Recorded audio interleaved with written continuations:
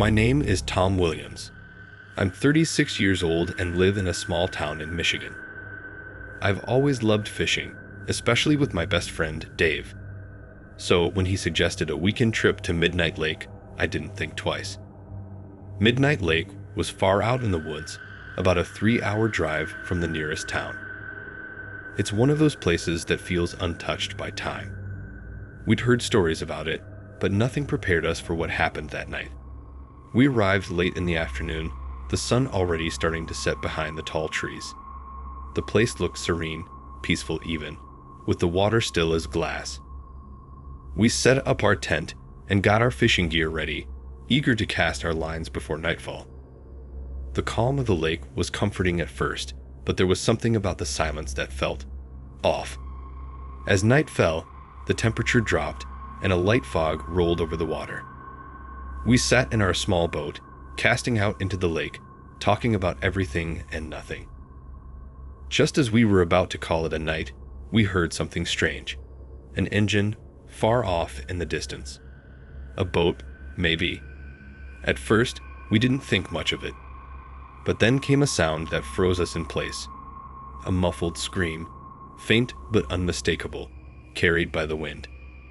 Dave and I exchanged glances. "Did you hear that?" I whispered, my voice shaky.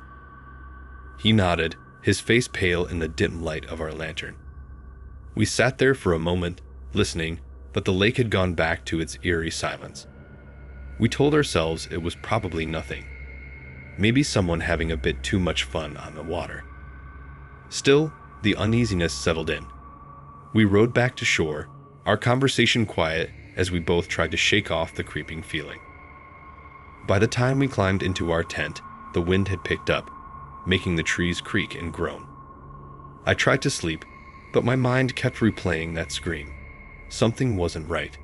The next morning, we woke early, still rattled from the night before. We decided to pack up and head out, but as we walked along the shore, something caught my eye. There, not far from our campsite, was a small boat, drifting aimlessly. It wasn't ours.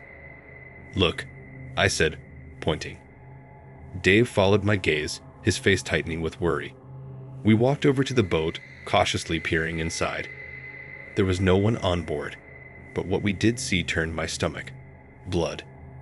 Dark stains splattered across the seat and floor. Dave took a step back.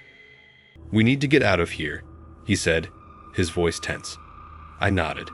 We didn't need to be told twice. As we turned to head back to the camp, something else caught Dave's attention.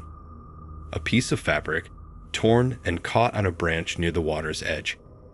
He knelt down and picked it up, his face going pale. It was a woman's shirt, stained with dirt and blood. That looks like the one from the news," he muttered. My heart sank. Just a few days earlier, there had been a report about a woman who had gone missing in the area. The local news had been all over it. And now, here we were, standing over what looked like a clue to her disappearance. "We need to call the cops," Dave said, already reaching for his phone. But before he could dial, we heard something. Footsteps. Heavy, deliberate footsteps coming from the trees. We froze. Slowly, we turned to see a man stepping out of the woods.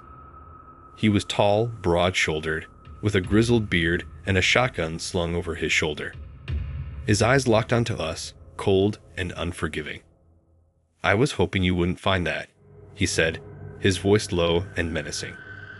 Panic surged through me. Without thinking, I grabbed Dave's arm, and we bolted. The trees blurred as we ran, our breaths coming in ragged gasps. I could hear the man behind us, his footsteps pounding through the underbrush. I didn't dare look back. We ran for what felt like hours until we finally reached the car. My hands shook as I fumbled with the keys, but we managed to get in and peel out of there, tires kicking up dirt as we sped down the narrow road. It wasn't until we reached the nearest town that we stopped, trembling and out of breath. We called the police, and they arrived within the hour.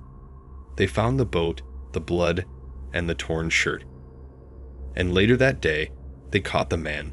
Turns out, he was a wanted serial killer. The woman from the news was never found, but they were sure he was responsible. I can't stop thinking about how close we came to being his next victims. Every night since, I lie awake, hearing those footsteps in the trees, wondering what would have happened if we hadn't run.